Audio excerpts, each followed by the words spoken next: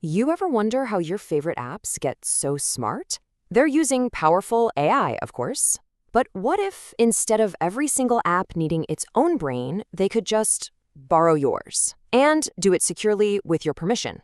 Well, let's dive into a new concept that makes this possible. It's called AI sampling.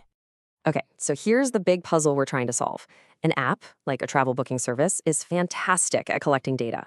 But analyzing all the complex trade-offs, phew, that takes a kind of intelligence it just doesn't have on its own. So how in the world does it perform these super advanced AI tasks without a direct and usually very expensive connection to a huge AI model? The answer is this really clever protocol called AI sampling.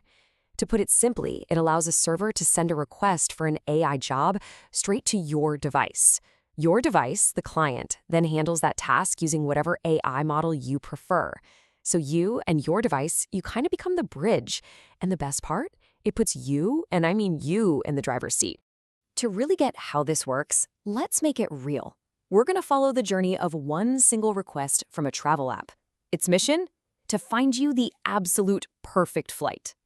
This way, we can see exactly how the data flows, from the server to you, over to the AI, and then all the way back.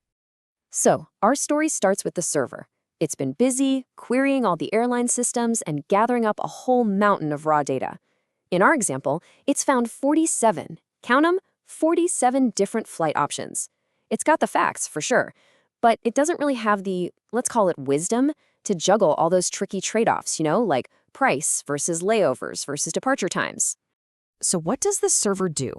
It packages all that data into a really clear, specific request.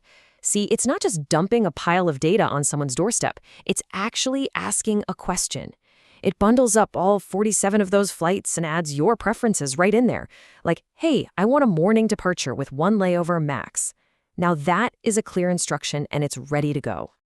And this is where things get really interesting. That request, it doesn't just go off to some random AI floating in the cloud. Nope. It travels from that server and lands smack dab on your device, your phone or your laptop. And right at that moment, the power officially shifts. Control is handed over to you. You've just become the gatekeeper. And being the gatekeeper means you have some serious power. You'll see this clear, easy-to-read screen showing you exactly what the app is asking for and why. You can hit approve, you can hit deny, you can even tweak the request yourself. Oh, and for apps you trust, you can just set rules to auto-approve the requests. This whole human-in-the-loop thing, it's a super important security feature that makes sure you are always the one in charge. Okay, so let's say you look over the request, it all looks good, and you click approve. Now, and this is important, only after you've given a thumbs up does your device securely send that job over to its connected AI. Now, that AI could be running right on your machine, or maybe it's a cloud service that you've set up yourself. The main takeaway here is it's your AI connection. It's not the server's.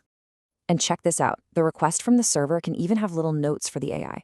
In this case, it's basically saying, hey, AI, I need you to prioritize getting the most intelligent, high-quality answer here. It's signaling that speed and cost, not as important this time around. What it really wants is the best recommendation, not just the quickest or the cheapest.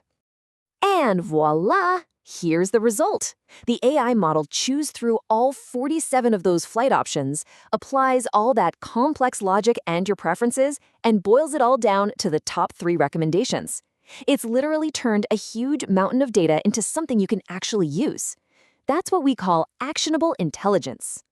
But wait, we're not done yet. The journey isn't over, and this is a really, really important security step. Those 3 recommendations from the AI, they don't go straight back to the travel app, no way. First, they come back to your device for one last look. You get to see the final answer before the original app ever does. This makes sure nothing weird or sensitive or just plain wrong gets sent back without you signing off on it. Okay, so let's just do a quick recap of this whole secure loop. Step 1, the server sends a request. Step 2, you approve it. Step 3, your AI does the heavy lifting. And step 4, you review the results before they go anywhere. This simple 4-step process guarantees security and puts you in control from the very beginning to the very end. So what's the big difference here? What's the takeaway? Well, in the traditional way of doing things, all the control and all the cost is on the server side, which can create some big security risks. But with AI sampling, control flips over to you, the user. Security gets a huge boost because you're right there in the loop. And maybe the most revolutionary part, since the cost is on your end, it means any developer can build cool AI features without needing a massive budget.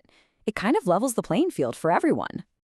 And that brings us to a final, pretty big question to think about. I mean, this whole idea is about way more than just booking flights, right? It's a fundamental shift in how apps could work with AI. So just imagine for a second.